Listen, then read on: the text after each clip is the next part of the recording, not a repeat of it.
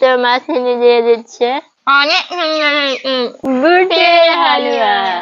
আসসালামু আলাইকুম বন্ধুরা, সবাই কেমন আছেন? সবার বারাতের দিনে আমাদের হালুয়া করা হয়নি, রুটি বানানো হয়নি, তাই শারমিন অনেক জেদ ধরেছে সে খাবে। সবাই বানাইছে, খাইছে, আমাদের বানানো হয়নি। তার জন্য আজকে শারমিনের জেদে আমরা আজকে বানাবো হালুয়া। এই তো শুধু বুটের হালুয়া করবো, শারমিনের বুটের হালুয়া পছন্দ, তার জন্যই তো বুটের হালুয়া। বুটের হালুয়া কি করে করতে হয় দেখুন। এই তো চুলা ধরাই দিয়েছি, একটু তেল দিয়ে দেবো, সয়াবিন তেল। এই তো তেল দিয়ে দিলাম।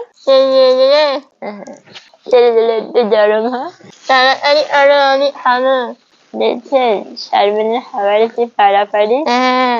দেখি তেল দিলে গরম হলো না। আস্তে আস্তে জাল দিচ্ছি।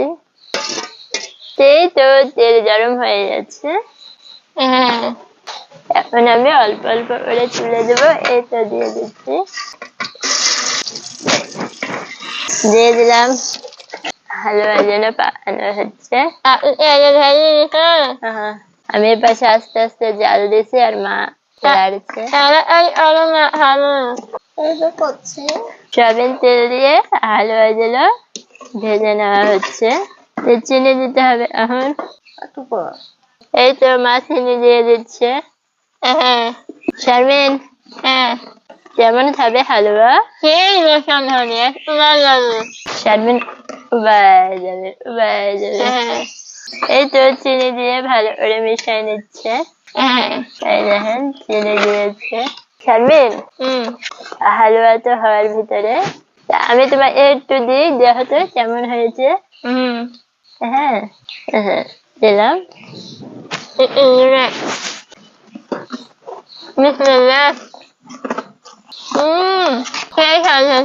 চিনি লাগবে আর বলেন তো আমি কি খাবো? চিনি লাগবে।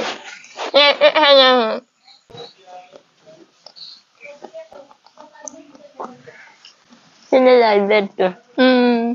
এই তো এই দেখেন চিনি দিয়ে দেন একটু। এই তো আস্তে আস্তে জাল দিই।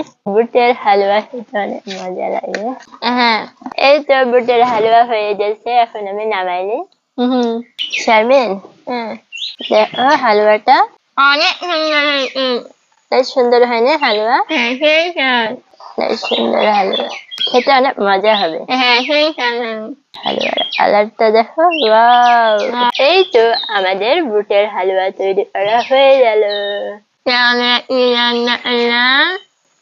বুটের হালুয়া, আমাদের হালুয়া করা হয়ে গেছে।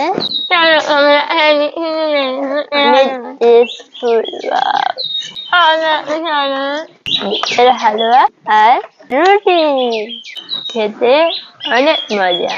সেই তো আমাদের হালুয়া হয়ে গেছে, এখন আমরা খাওয়া দাওয়া করবো। সবাই ভালো থাকেন, সুস্থ থাকেন। আল্লাহ হাফেজ।